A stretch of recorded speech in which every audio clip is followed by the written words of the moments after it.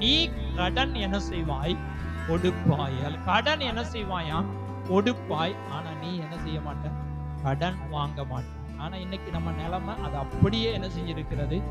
மாறி போயிருக்கு. அப்படியே அப்படி ஓவரா அப்படியே மாறிடுச்சு. நம்ம எல்லாரும் கடன் வாங்குகிறவர்களாய் மாறிட்டோமே தவிர கொடுக்கிறவர்களாய் நம்ம என்ன செய்யல? மாறல. இத்தனை வருடங்கள் ஆகியும் அநேகருடைய வாழ்க்கையில கடனை வாங்கி கொண்டேதான் இருக்கிறோமே ஒழிய கடன் கொடுக்கிறவர்களாய் மாறணும். ஆண்டவர் இந்த ஆண்டிலே நமக்கு சொல்லுகிறதான வார்த்தை, இந்த வேத வசனத்தை நீங்க பிடித்து என்ன செய்யணும்?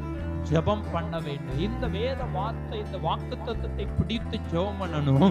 நீ கடன் கொடுப்பாய், ஆனால் கடன் வாங்காதிருப்பாய். கடன் கொடுப்பாய் என்னோட 5 பைசா வட்டி, 10 பைசா வட்டி, 3 பைசா வட்டின்னு கொண்டு போய் என்ன செஞ்சிடக்கூடாது?